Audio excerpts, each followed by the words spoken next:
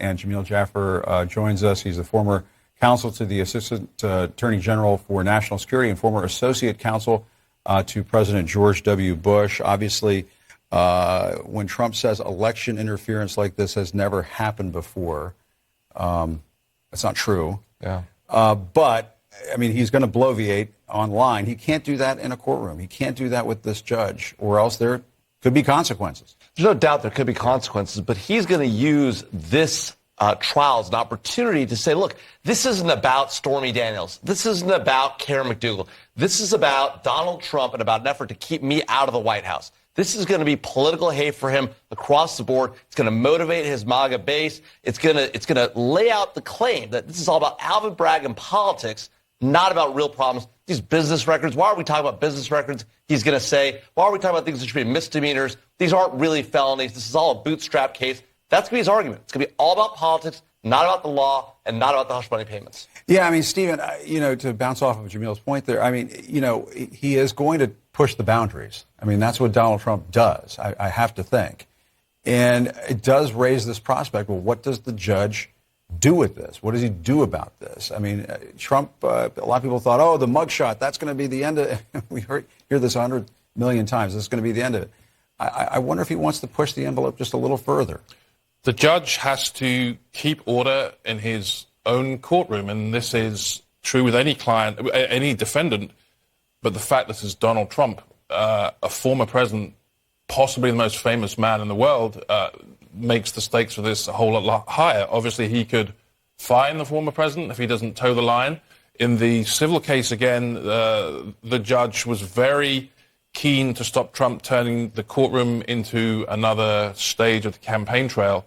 Probably will be the same in this situation, but these judges in these cases are in massive public scrutiny, and it's not just what happens in this case, but they're going to be looked at, throughout generations to come about how they handle these crucial issues. Yeah, Matt, I mean, how do you see this playing out? I mean, we've seen the campaign trail become the courtroom become the campaign trail. This is what Donald Trump wants to do with all of this, and you have to think this is all sort of rattling around in the back of his mind that he wants to provoke things. He wants to see what he can get away with. He wants to see if he can capitalize on this. Absolutely. It goes back to my point that his audience here is not the jurors. He's not interested really in totally making sure there's decorum in the courtroom. He wants to get elected.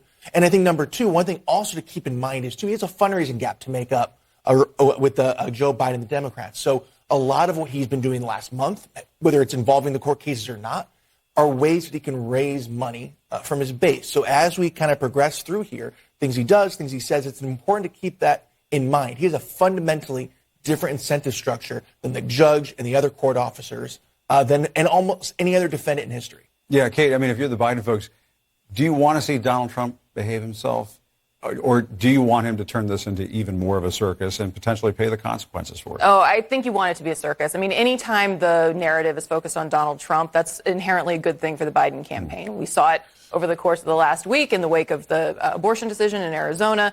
And again, I think, anytime Donald Trump is in the courtroom defending his behavior, that is not a good thing for Donald Trump. I mean, remember, throughout the Republican primary process, we saw a significant number of Republicans vote for Nikki Haley, refuse to vote for Donald Trump. I mean, there are, his MAGA base is strong, but they are numerically, they're not going to get him there. So anytime he's out sort of making the most bombastic Donald Trump arguments, I think that's probably a good thing for the Biden campaign. The other thing to remember here is, we've been talking about these cases, stacked up on top of each other, and obviously the legal implications of that. But there are, there are political implications of the accumulation of these events over the last, 8 years. The Stormy Daniels. And the one thing we haven't seen is a conviction. We haven't seen that. Well, but think about in people's minds. I mean, when the Stormy Daniels case first emerged, we hadn't had January 6th, right? But now, if you're the average American voter thinking about who do I want to send to the White House, you have the backdrop of January 6th in your mind. I mean, that is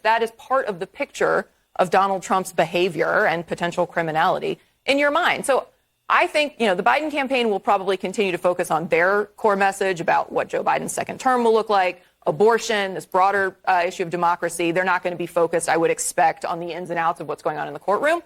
But it will be beneficial to them to have Donald Trump on display in this way. Yeah, and Jamil, I mean, how big I mean, how big is the spotlight on Alvin Bragg right now? I mean, we've been talking about this. This may be the only case that goes to trial before the election. And for folks out there who want to see Donald Trump finally pay some kind of a price, suffer the consequences for once in his life, this may be it.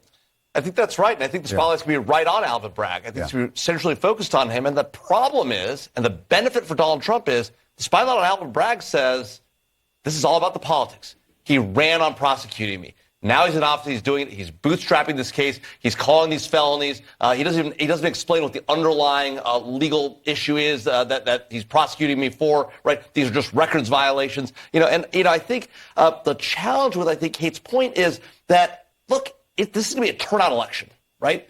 If Trump gets his MAGA base out, it might not be enough to win him the election, but if he gets enough of them out, that can move the numbers. This is going to be a very close election. It's going to be about turnout. And if he motivates that base, that's a real problem. And this case will allow him to motivate that base. And that's the real challenge, I think.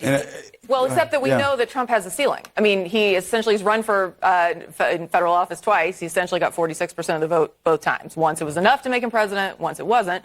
We know he's effectively at his ceiling. So it is a turnout election in the sense that, yes, he has to get his MAGA folks out. But they've shown that they're going to do it.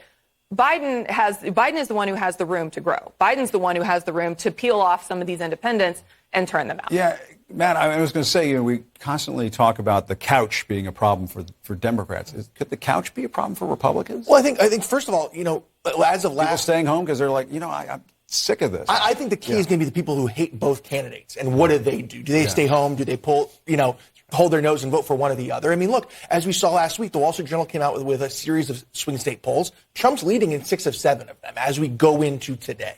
And look, that could change, certainly. The gap's been shrinking a little. Gap's been shrinking, absolutely. But, he's facing 4 indictments and he's leading in swing states. I mean, that's something. I think how the Biden campaign leverages this and how the Trump campaign leverages this, candidly, far more impactful, I believe, will be the issue of abortion to Republicans, candidates, both at the top of the ticket and down ballot than these court cases as it stands today. Yeah, Stephen, I mean, are people tuning this stuff out, or do you think when this gets going, everybody's going to be watching? They're going to say, you know what, okay, it's happening now. He's going on trial. Well, one fact is this is not going to be televised, the actual courtroom action. I think that's going to play a big role. It's not like Trump will come out after every court break and give his press conference, but I think that's going to get old fairly quickly. But you bet that once there's a verdict, everyone's going to be tuning in. Yeah. It's just the fact that, we're all sitting here gaming out how this trial could, unfold politically. I think we have to step back and realize this is a former president going on trial. No American has ever seen a former president go on trial. This is not the kind of thing that happens in stable democracies. It's, I think, testimony to the wild ride that Trump has taken us all on over the last 9 years. Another norm crushed. And we don't know how this will play out during the election and in the years to come, what precedents have been created. I mean, Trump has already said that if he's president, he's going to go after the Biden family legally. There's no case, as far as we can see, to answer, but that has changed the way presidents interact with their predecessors. Yeah, and of all the cases that he's up against, I mean, folks might be able to say this is the most Donald Trump of all of the cases that we're going to see go on trial. All right, guys, thank you very much, Jamil. Thank you.